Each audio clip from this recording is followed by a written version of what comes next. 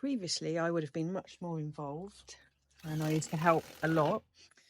But I've got arthritis in my hand, so most of the time Lee's doing stuff and I'm just passing screws. That's what I've been demoted to now.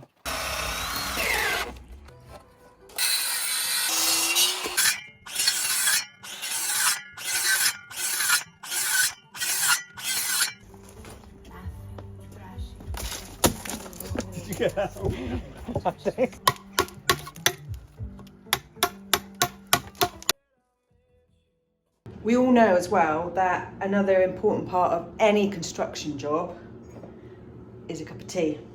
So I am here making the tea because that is something I can actually do. And because I'm feeling generous, I'm going to take biscuits as well.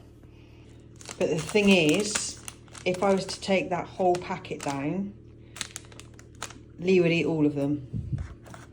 So I'm going to give him 3 because he would literally down all of that packet.